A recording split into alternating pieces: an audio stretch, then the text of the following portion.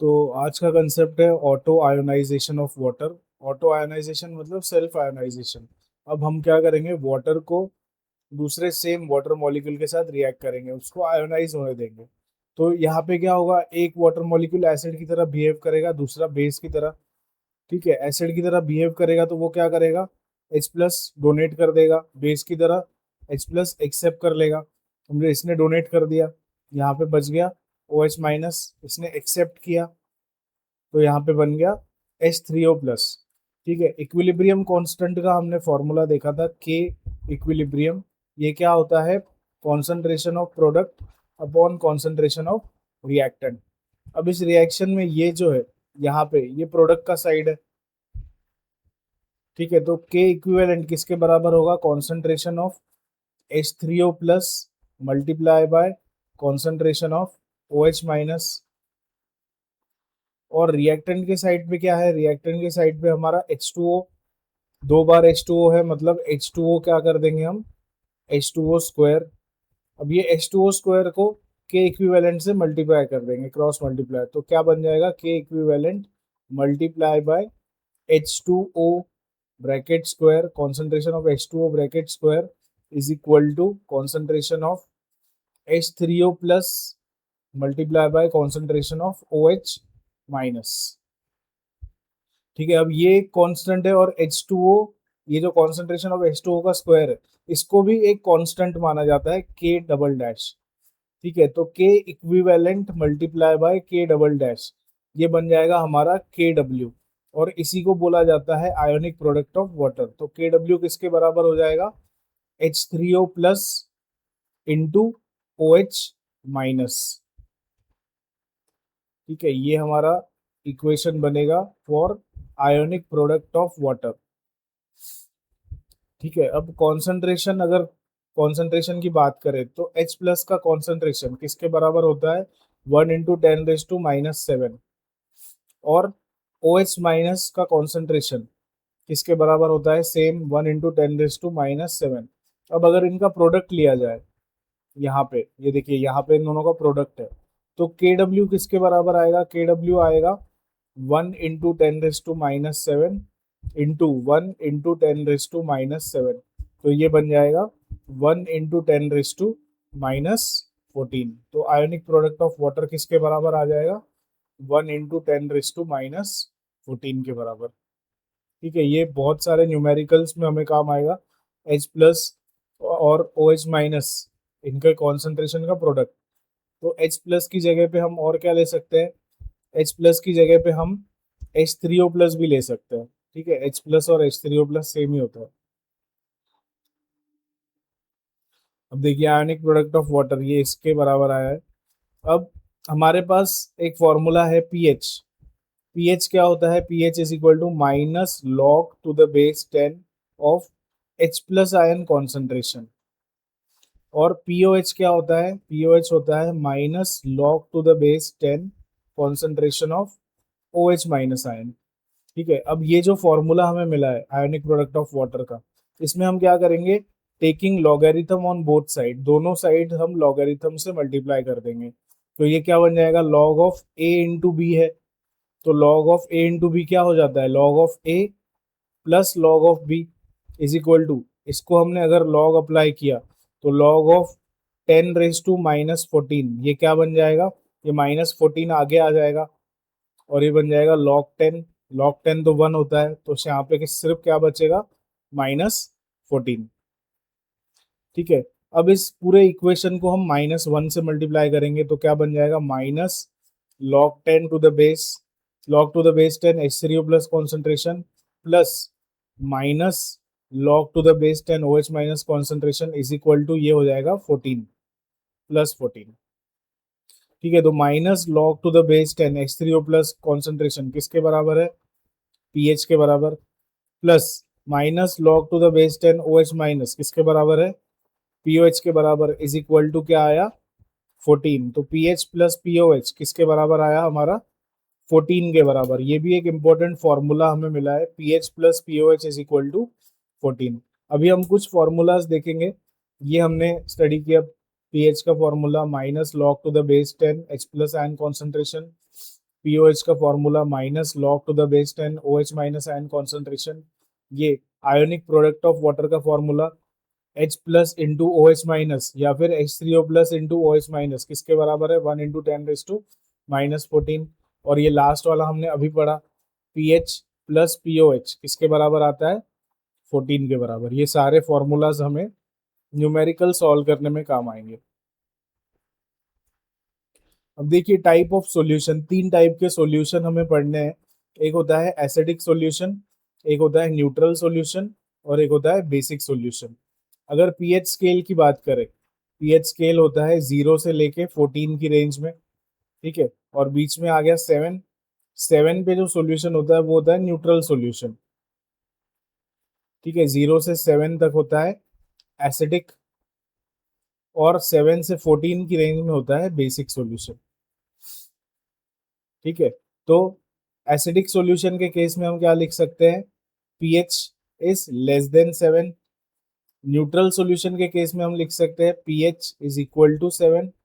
और basic solution के case में हम लिख सकते हैं pH इज ग्रेटर देन 7, ठीक है। ये हो गया एसिडिक सॉल्यूशन, ये हो गया न्यूट्रल सॉल्यूशन और ये हो गया बेसिक सॉल्यूशन।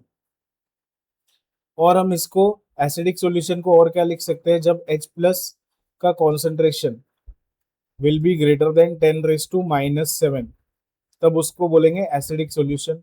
जब H प्लस का और OH माइनस दोनों का कॉन्सेंट्रेशन किसके बराबर होगा, 10⁻⁻7 के बराबर, तब हम उसको बोलेंगे न्यूट्रल सॉल्यूशन। और बेसिक के केस में क्या होता है, H प्लस का जो कॉन्सेंट्रेशन होता है वो होता है लेस देन 10⁻⁻7। ये बहुत इंपॉर्टेंट पॉइंट्स है, एमसीक्यू के फॉर्म में ये पूछा जा सकता है। अब देखिए डिफरेंट टाइप ऑफ सॉल्ट देखेंगे हम। सॉल्ट कौन से टाइप के हैं, स्ट्रॉन्ग एसिड और strong base, weak acid weak base, फिर स्ट्रॉन्ग एसिड वीक बेस और वीक एसिड वीक बेस। इन सबका रिएक्शन होगा तो प्रोडक्ट क्या मिलेगा, सॉल्ट, और दूसरा मिलेगा water. Strong acid strong base, इन दोनों का रिएक्शन अगर हमने किया तो क्या मिला, NaCl प्लस H2O, ठीक है। ये भी स्ट्रॉन्ग एसिड है, H2SO4, ये भी स्ट्रॉन्ग बेस है। इनके रिएक्शन से हमें क्या मिला, Na2SO4 सॉल्ट प्लस वाटर, ठीक है। इसी तरह बहुत सारे एग्जाम्पल्स दिए हुए हैं, हम आगे एक्सप्लेन करते समय किसी भी एक एग्जाम्पल का हेल्प लेके आगे के कंसेप्ट हम पढ़ेंगे, ठीक है। ये देखिए ये इंपॉर्टेंट फार्मूलाज है, इंपॉर्टेंट फार्मूलाज की लिस्ट है, हमें ये पढ़ने हैं। PH plus pOH is equal to 14, already हमने ये स्टडी किया है। उसके बाद हम देखेंगे H plus into O H minus किसके बराबर है, 10⁻⁻14 के बराबर है, ठीक है। उसके बाद अगला फॉर्मूला किसका है, आयोनिक प्रोडक्ट ऑफ वाटर, क्या होता है, KW is equal to H plus into O H minus ion, ठीक है। ये देखिए ये वाला formula next, alpha is equal to H plus concentration of H plus upon C, ये क्या होता है, कॉन्सेंट्रेशन। और H प्लस को और क्या लिख सकते हैं हम, H3O प्लस भी लिख सकते हैं, ठीक है। H प्लस और H3O प्लस सेम होते हैं। अल्फा मतलब डिग्री ऑफ डिसोसिएशन किसके बराबर है, ये OH माइनस अपॉन C। ये फोर्थ फॉर्मूला एसिड के लिए, फिफ्थ वाला बेस के लिए। ये देखिए H प्लस और H3O प्लस क्या होते हैं, सेम होते हैं। अब देखिए ये इंपॉर्टेंट ट्रिक्स है, -log 10 अगर x प्लस है तो हम क्या करेंगे, इस प्लस x को आगे मल्टीप्लाई कर देंगे। अगर इसको आगे मल्टीप्लाई किया तो ये प्लस x क्या हो जाएगा, -x हो जाएगा, और log 10 बच जाता है, वो तो 1 हो जाता है। सिर्फ आपको जो रेस टू पावर में है उसको आगे लेके आना है। अब यहाँ पे रेस टू में -x है, ठीक है, ऑलरेडी माइनस साइन आगे भी है तो माइनस माइनस हो गया प्लस, तो ये बन जाएगा +x।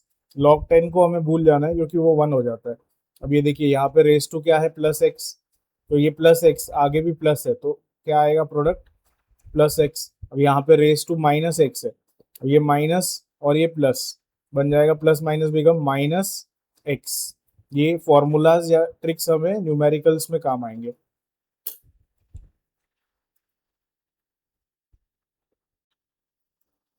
देखिए नेक्स्ट क्वेश्चन पूछा गया है, calculate pH and pOH of 0.01 molar HCl solution. अब यहाँ पे कॉन्सेंट्रेशन कितना दिया हुआ है, 0.01 मोलर, ठीक है, तो हमें फाइंड क्या करना है, to find pH and pOH, pH and pOH हमें फाइंड करना है, पीएच एंड पीओएच। ठीक है, HCl सॉल्यूशन का। अब concentration of H plus ion, ठीक है, ये 0.01 मोलर HCl सॉल्यूशन दिया है। HCl मतलब क्या हो गया, ये एसिड हो गया। मतलब इन्होंने क्या दिया है, concentration of H plus ion हमें दिया है। कितना है ये, 0.01 मोलर।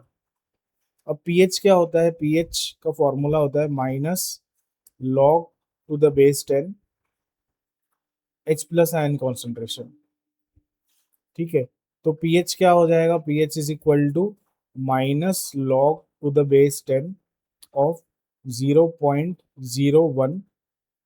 0.01 मतलब क्या होता है, ये होता है 10⁻⁻²। ठीक है, 10⁻⁻²।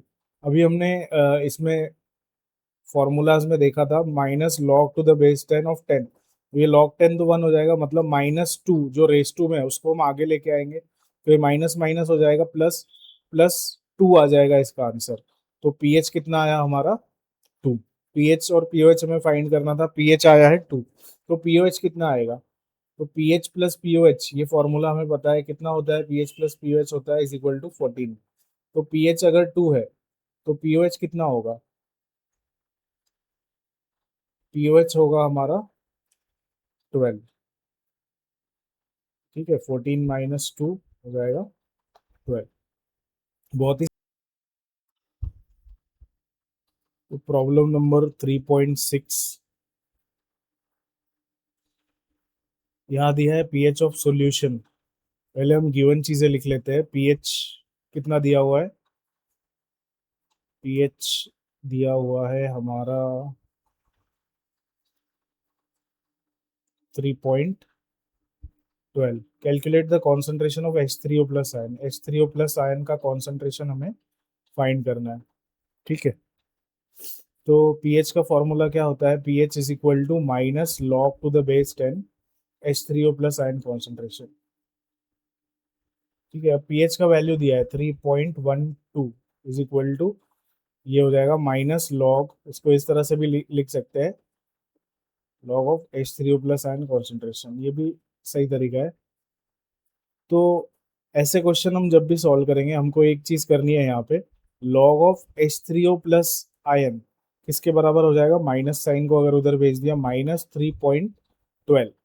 तो इसको हम किस तरह से लिख सकते हैं, -3 -0.12।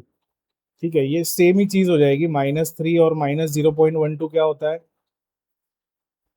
एक सेकेंड, -3 -0.12, तो ये माइनस माइनस क्या हो जाएगा, प्लस ही हो जाएगा, और साइन तो माइनस की आएगी, तो ये सेम ही होगा। इसमें और एक चीज हमें ऐड करनी है, +1 और -1, +1 -1 तो कैंसिल हो गया। ठीक है, तो इसके बाद हम क्या करेंगे, -3 और -1 कितना हुआ, -4, और +1 -0.12, 1 में से -0.12 गया, यहाँ पे कितना बच गया, +0.88।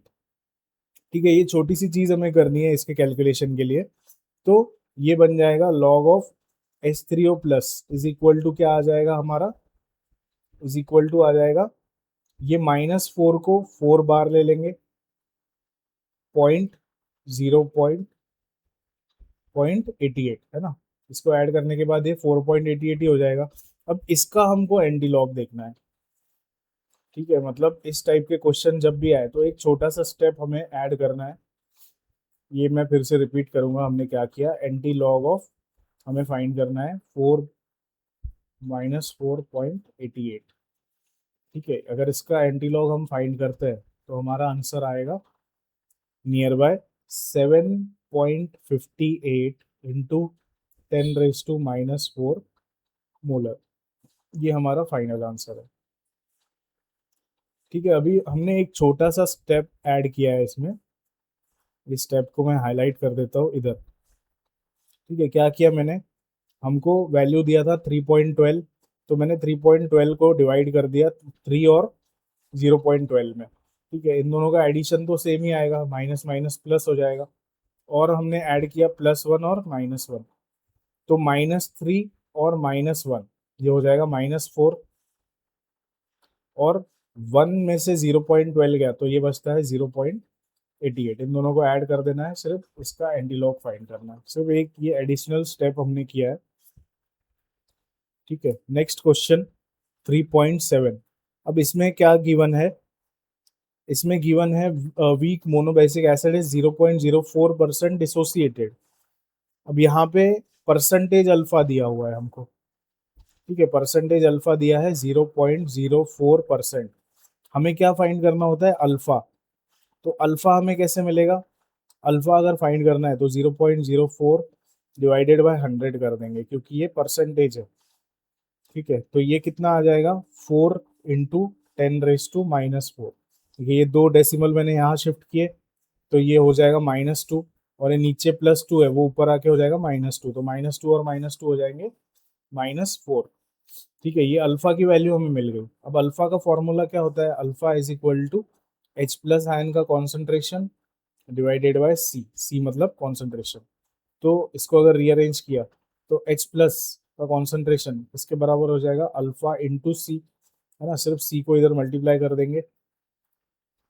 अब H प्लस का वैल्यू कितना आएगा, H प्लस का कॉन्सेंट्रेशन हमें फाइंड करना है, इज इक्वल टू अल्फा का वैल्यू था 4 × 10⁻⁻⁴ मल्टीप्लाई बाय कॉन्सेंट्रेशन कितना दिया है, 0.025 मोलर।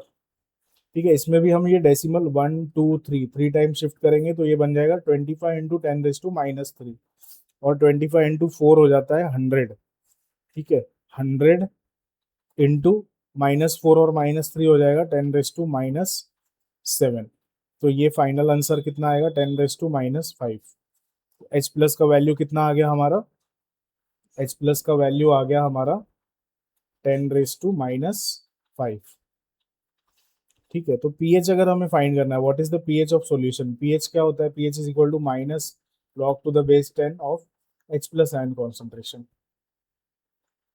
अब pH क्या हो जाएगा फिर, pH is equal to -log⁻10 H plus ion concentration कितना आया हमारा, 10⁻⁻5। अब हमने ये टाइप के क्वेश्चन किए, ये माइनस साइन और ये रेस टू में जो -5 है ये आगे आ जाएगा, माइनस माइनस हो जाएगा प्लस, तो pH क्या आ जाएगा हमारा, pH is equal to 5।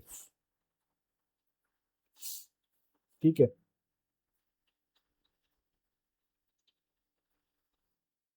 Next question की तरफ बढ़ते हैं।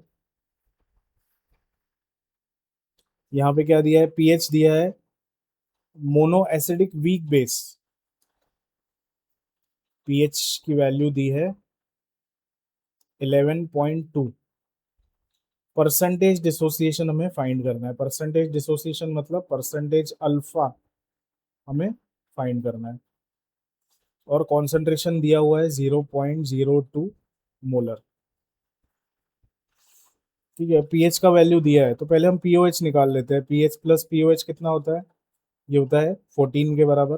पीएच अगर 11.2 है तो पीओएच कितना आएगा, 14 में से 11.2 हम माइनस करेंगे, तो पीओएच का वैल्यू कितना आ जाएगा हमारा 2.8।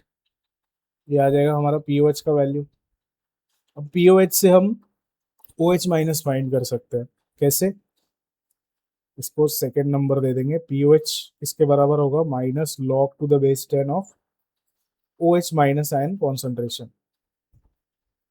ठीक है, अब पीओएच का वैल्यू दिया है 2.8 is equal to -log⁻10 of O H minus ion concentration. अब ये सेम क्वेश्चन आ गया जैसे हमने पहले किया था, है ना। 2.8 को हम किस में डिवाइड कर सकते हैं, इसको यहाँ ऐसे ही रखते हैं, log of O H minus ion concentration. ये आया 2.8, 2.8 को हम लिख सकते हैं -2 -0.8, आगे +1 और -1। इसके बाद की स्टेप हम क्या करते हैं, -2 और -1 कितना हो गया, -3, और 1 में से 0.8 गया, कितना बचा,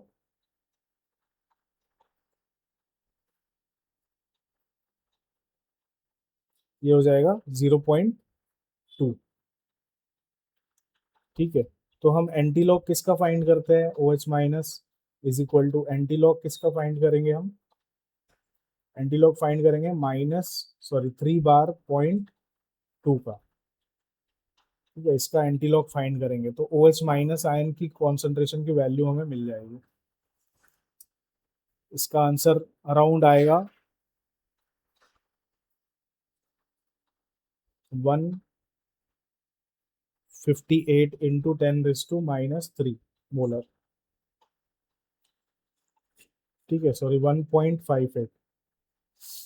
अब लास्ट में हम अल्फा फाइंड करेंगे। पहले अल्फा का फॉर्मूला क्या है, OH minus concentration divided bye C। ठीक है, ये है 1.58 इंटू 10⁻³ डिवाइडेड बाय 0.02 कॉन्सेंट्रेशन दिया हुआ है। ठीक है, इसको अगर हमने सॉल्व किया तो अल्फा का वैल्यू अराउंड आएगा 0.0792। अब हमें परसेंटेज अल्फा फाइंड करना है। परसेंटेज अल्फा के लिए हम क्या करेंगे, इसको मल्टीप्लाई बाय 100 कर देंगे। 0792 इंटू 100, तो ये कितना हो जाएगा, 7.92%। ठीक है, काफी सिंपल है। हमें लॉग और एंटी लॉग के वैल्यूज कैसे फाइंड आउट करते हैं वो आना चाहिए। ठीक है, एक वीडियो में उसके ऊपर भी बनाऊंगा, how to find out log and anti log.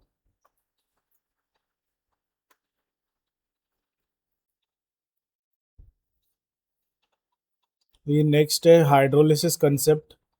अब हाइड्रोलिसिस ऑफ सॉल्ट क्या होता है, रिएक्शन इन विच अनायन और कटायन और both ion of salt react with ion of water. ठीक है, जैसे सॉल्ट के आयन से, अभी समझो एक सॉल्ट है CH3 COO माइनस और Na+, ये सॉल्ट के दो आयन्स है।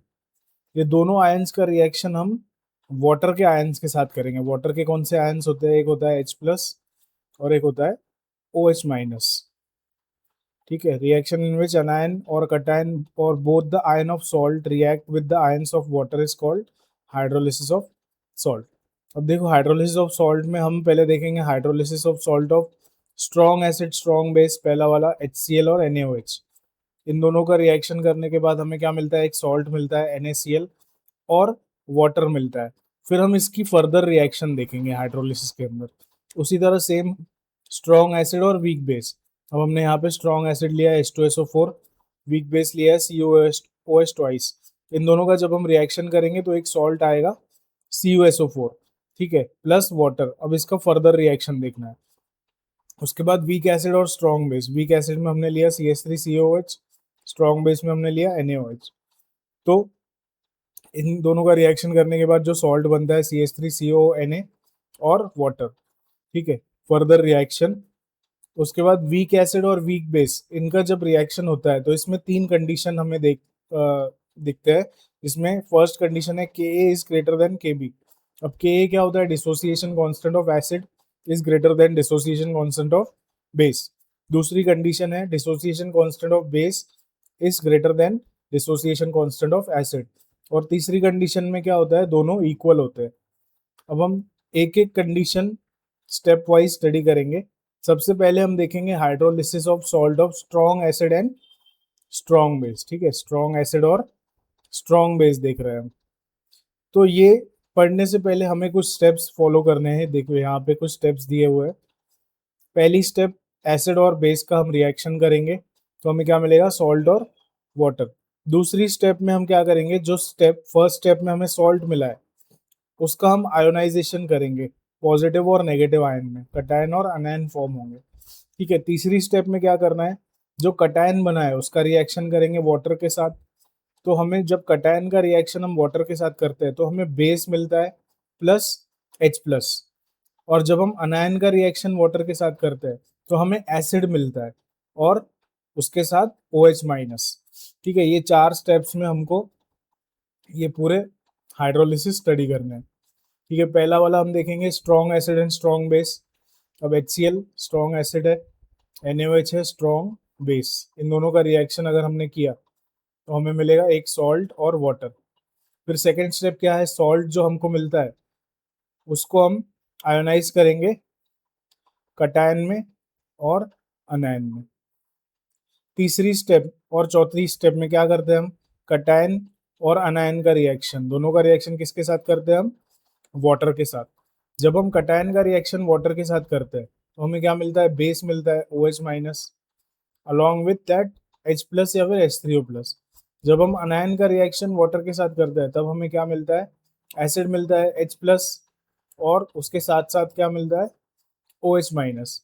अब देखो ये कंडीशन होती है जब एसिड और बेस दोनों स्ट्रॉन्ग है, acid and base both are strong, तो इस केस में हाइड्रोलिसिस नहीं होगा।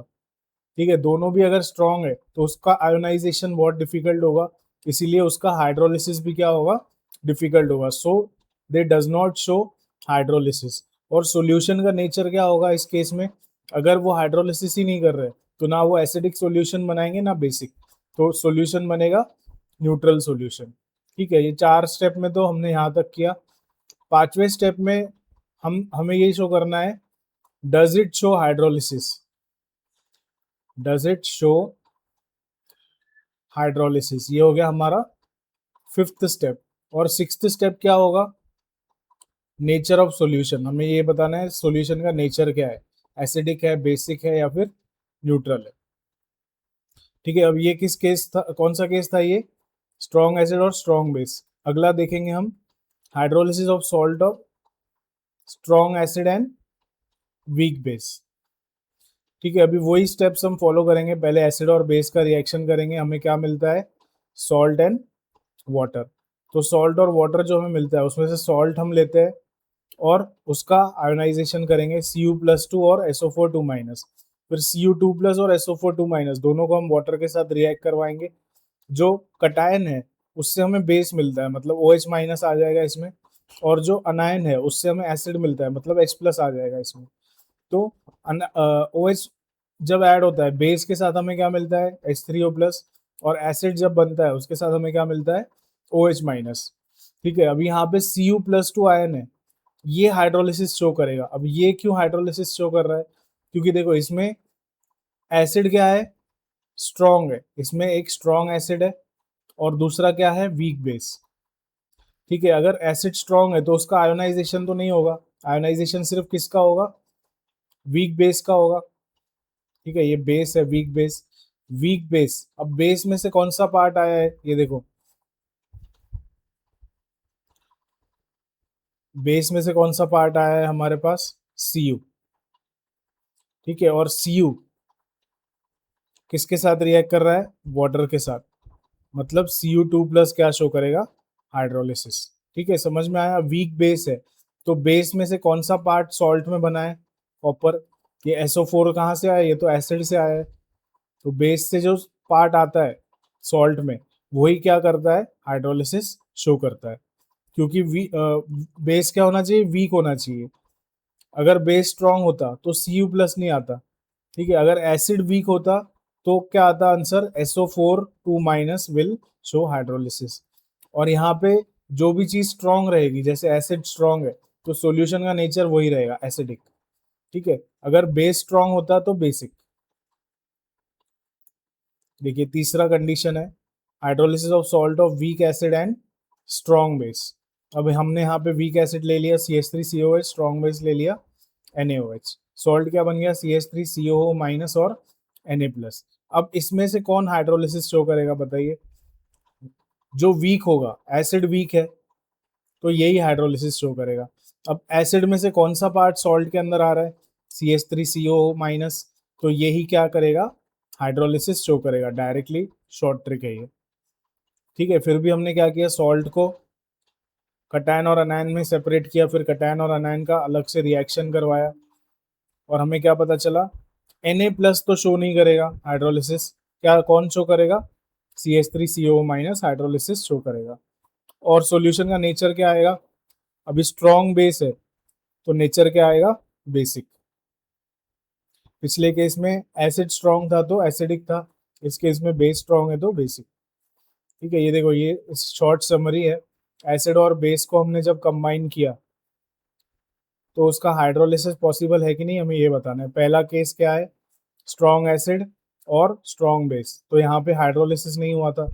दूसरा केस स्ट्रॉन्ग एसिड और वीक बेस, सॉल्यूशन का नेचर क्या है, एसिडिक आएगा क्योंकि एसिड स्ट्रॉन्ग है, हाइड्रोलिसिस होगा। वीक एसिड स्ट्रॉन्ग बेस, अब बेस स्ट्रॉन्ग है तो सॉल्यूशन का नेचर क्या आएगा, बेसिक, यहाँ पे भी हाइड्रोलिसिस पॉसिबल है। लास्ट कंडीशन जो है वीक एसिड और वीक बेस, अब इनमें दोनों भी वीक है तो हमें ये बताना है इसका हाइड्रोलिसिस पॉसिबल है कि नहीं, ये हम फर्दर स्टडी करेंगे। अब जब हम हाइड्रोलिसिस करते हैं salt of weak acid and weak base का, तब हमारे सामने तीन कंडीशंस आते हैं, ये हमने ऑलरेडी देखा है, के ए ग्रेटर देन के बी ग्रेटर देन के ए इक्वल टू के बी, ये तीन कंडीशन हमें मिलती है। के ए और के बी क्या होता है, डिसोसिएशन कांस्टेंट फॉर एसिड, के ए का मतलब, और के बी का मतलब dissociation constant of base. In case of weak acid and weak base, the cation and anion both undergo hydrolysis as both acid and bases are weak. इसमें दोनों का हाइड्रोलिसिस होगा क्योंकि दोनों भी वीक है, अगर ये वीक नहीं होते स्ट्रांग होते तो उनका हाइड्रोलिसिस नहीं होता है। अब देखिए हम पहला कंडीशन देखते हैं, के बी इज इक्वल टू के ए, मतलब डिसोसिएशन कांस्टेंट बेस का किसके इक्वल है, डिसोसिएशन कांस्टेंट ऑफ एसिड। अब हमने वीक वीक एसिड और वीक बेस ले लिया, ठीक है, दोनों वीक एसिड और वीक बेस ले लिया, सॉल्ट बन गया। अब इसमें से एसिड में से ये पार्ट आया CH3CO माइनस, और बेस में से ये आ गया NH4, H2O बाहर निकल गया, ये सॉल्ट हमें मिला है। सॉल्ट को हम कटायन और अनायन में सेपरेट करेंगे, ठीक है, CH3CO माइनस और NH4 प्लस, दोनों का रिएक्शन किसके साथ होगा, वाटर के साथ। अब ये दोनों जो है CH3CO माइनस और NH4 प्लस, ये दोनों आयन क्या करेंगे, सेम एक्सटेंट पे हाइड्रोलिसिस शो करेंगे क्योंकि दोनों का वैल्यू क्या है, सेम है, के और के बी का वैल्यू सेम है। अगर वैल्यू सेम होता है तो दोनों सेम एक्सटेंट पे क्या शो करते हैं, हाइड्रोलिसिस। अगर सेम एक्सटेंट पे हाइड्रोलिसिस शो कर रहे हैं तो जो अमाउंट बनेगा OH माइनस का और H प्लस का, वो दोनों क्या रहेंगे, सेम रहेंगे। अगर वो सेम एक्सटेंट पे हाइड्रोलिसिस शो कर रहे हैं तो अमाउंट ऑफ H3O प्लस और OH माइनस भी क्या बनेंगे, सेम बनेंगे। और सॉल्यूशन क्या होगा उसका, सॉल्यूशन जो होगा वो होगा न्यूट्रल सॉल्यूशन,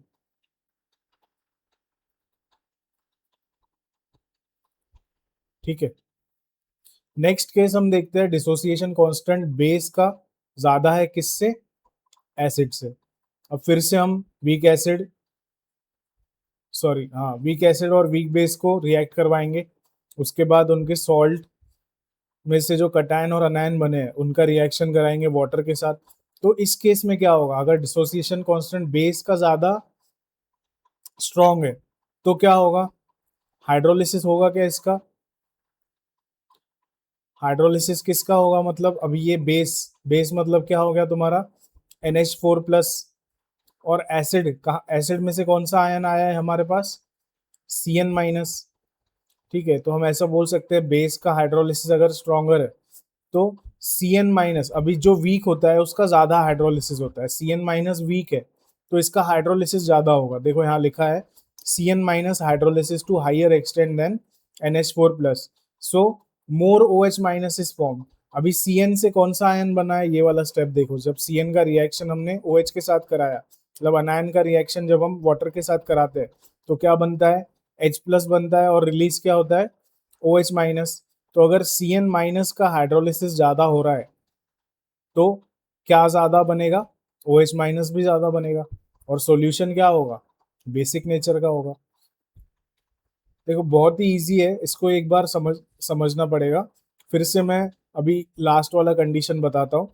अभी इसमें एसिड स्ट्रॉन्ग है बेस से, ठीक है, dissociation constant of acid is stronger than base.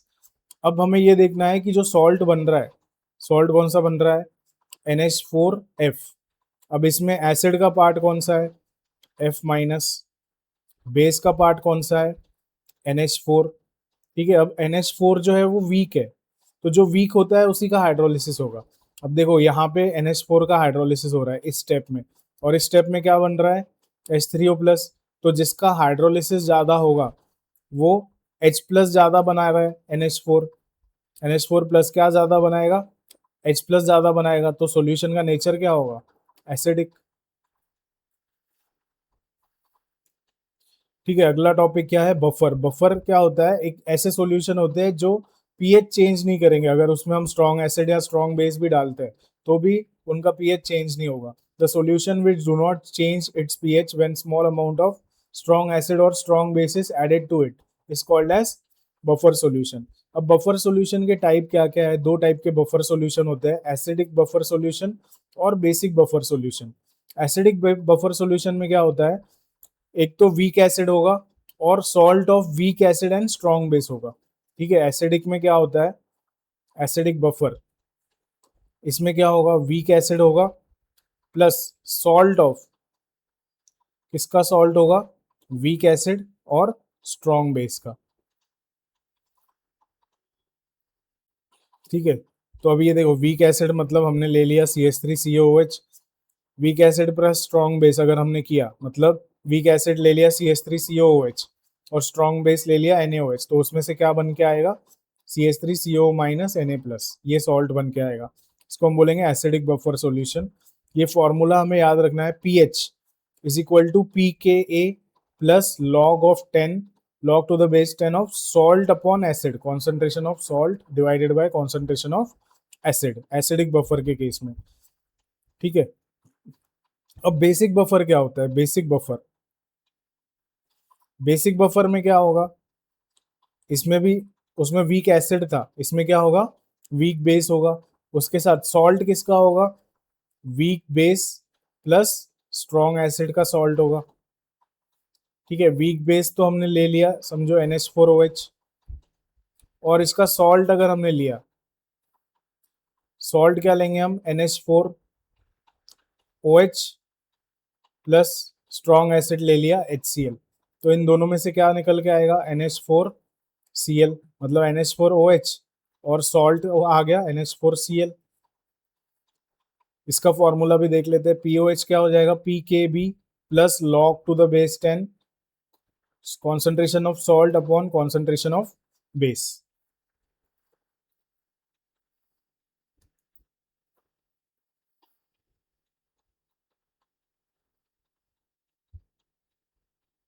ठीक है, ये बफर एक्शन हम पढ़ लेते हैं पहले। एसिडिक बफर क्या होता है, देखो वीक एसिड हमने लिया, वीक एसिड CH3COOH, अगर वीक एसिड है तो हम एरो कौन सा लेंगे, ये वाला इक्विलिब्रियम वाला।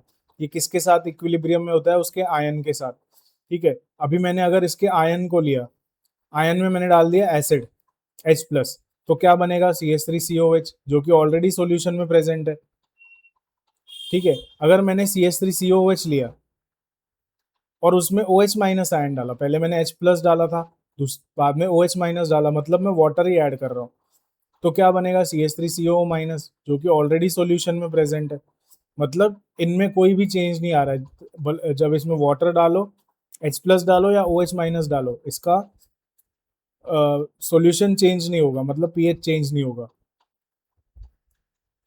देखो प्रॉपर्टीज क्या है, pH do not change by addition of strong acid और स्ट्रॉन्ग बेस, स्ट्रॉन्ग एसिड डालो या स्ट्रॉन्ग बेस डालो, इसका पीएच चेंज नहीं होगा।